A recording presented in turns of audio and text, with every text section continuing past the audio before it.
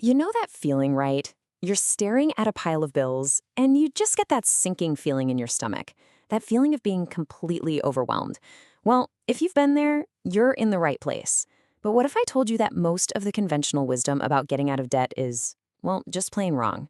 Today, we're going to tear up that old playbook and give you 5 surprising truths to conquer your debt for good. This just hits the nail on the head, doesn't it? Trying to empty a swimming pool with a teaspoon. You're making the payments, you're trying to chip away at it, but that balance, it just barely seems to move. It's that slow, frustrating grind that makes so many of us feel hopeless and just want to give up. And that's exactly why we're here. The old advice, just cut your spending, pay a little extra, it just isn't enough for most people.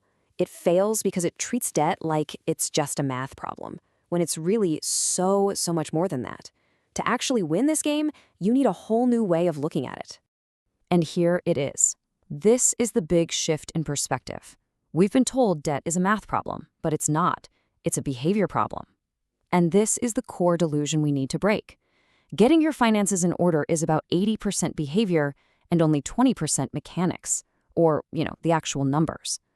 The moment you grasp this, everything changes. It means your mindset is way more powerful than any spreadsheet. So here's our new playbook. First, we're going to talk about why winning small is the secret to winning big. Then we'll dive into why your budget is the engine that drives everything. We'll expose a sneaky little thing called the Consolidation Trap, figure out the difference between a debt sprint and a marathon, and finally, the real game changer, how to put your success on autopilot. All right, first up, let's tackle the biggest piece of financial advice you've probably ever heard and talk about why it might actually be holding you back. So on one hand, you've got the Avalanche method. All the math whizzes love this one. And yeah, mathematically, it's perfect. You attack the highest interest debt first, you save the most money over time. But remember what we said, this is a behavior game. So on the other hand, you have the Snowball method. This one tells you to forget the interest rates for a minute and go after your smallest balance first. Why would you do that? Because it's designed to give you a quick, powerful win. And that's the secret. Actually closing an account, getting one bill out of your life for good, no matter how small, that feeling creates a massive jolt of momentum. That psychological win is the fuel that keeps you fired up for the long journey ahead. Believe me, that feeling of progress is worth way more than the few bucks you might have saved with a pure math approach. Okay, moving on to truth number 2. Look, just having a calendar with your due dates isn't a plan. It's not a strategy. It's just knowing when the bills are due. To really get ahead, we need to go way deeper than a simple payment schedule. The true engine of your debt-free journey is something called a zero-based budget. Now, the concept is super simple but incredibly powerful. All it means is that your income minus your expenses equals 0. You give every single dollar that comes in a specific job to do, whether that's paying for rent, groceries, or, and this is the important part, making extra debt payments.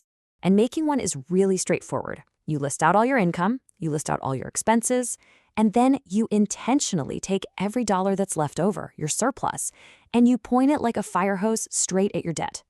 This isn't about restricting yourself, it's about taking control. You're telling your money where to go instead of just wondering where it all went.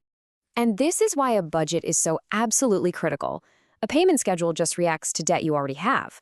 A budget gets ahead of the problem. It tackles the root cause, spending more than you make, and stops new debt from happening in the first place. It puts you firmly in the driver's seat. Our third truth today is a bit of a warning. It's about a popular financial tool that can really backfire if you're not paying attention. Let's talk about the consolidation trap. Now, getting a consolidation loan to pay off all your high-interest credit cards, it seems like a no-brainer, right? A total slam dunk. And it can be, but here's the trap. If you only treat the symptom, which is the high interest rate, without fixing the cause, which is the spending habit that got you there, well, you haven't really solved anything. Let me walk you through this dangerous cycle. So you get the loan, you pay off your cards. Feels great, right? But now you have a wallet full of credit cards with 0 balances. The temptation to just swipe them again is huge. And if you give in, you end up with the old debt, which is now the loan, plus a whole new mountain of credit card debt. The solution just made the problem a whole lot bigger. All right, on to truth number 4. This is a big one. It's a huge mistake to treat all of your debts the same way.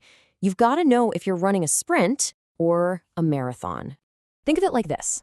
High-interest debt, like your credit cards, that's a sprint. You need to attack that stuff with gazelle-like intensity, everything you've got to stop that interest from eating you alive. But then you've got lower-interest debt, like most student loans. That's a marathon. It's a long, slow journey, so your strategy has to be different. So what does this mean for you practically? It means you focus all your extra cash, all your energy on those high-interest sprints first. For the long marathon debts like student loans, for now, it's actually best to just pay the minimums. Once you've won all those sprints, then you can redirect that massive cash flow and start hammering away at the marathon. And now for our fifth and final truth. And honestly, this might be the secret weapon that makes sure your entire plan actually works, especially long after that initial burst of motivation wears off. I love this quote. In the fight against debt, consistency beats intensity. It's not about one huge, heroic payment that drains you. It's about that steady, relentless, boring, month-after-month progress. Intensity feels great, but it's consistency that actually gets you across the finish line. So how do you guarantee you'll be consistent? Easy. You automate it. You take your own emotions, your own forgetfulness, your own laziness, you take all of that out of the process. You build a system that just runs itself, making sure you never miss a payment and you never miss a chance to pay extra. And here's a super simple but crazy effective way to do it. For each debt you're focused on, set up 2 automatic payments. The first one is for the minimum payment, scheduled right on the due date, no more late fees. The second one, and this is the key, is an extra payment that you schedule for the day you get paid. This way, you're attacking your debt before you even have a chance to think about spending that money on something else. So let's recap this new playbook of yours. You're going to prioritize those psychological wins to build momentum. You're going to take control of your spending with a zero-based budget. You're going to use a sprint strategy for the bad debt and a marathon strategy for the okay debt. And to tie it all together, you're going to automate the whole system to make your success pretty much inevitable. Look, this was never just about learning something new. It's about doing something new. So that brings us to the final and most important question. Just for a moment, forget about the giant total number that's been stressing you out. What is the one small, automated step you can take right now, today, to start turning all this knowledge into real action?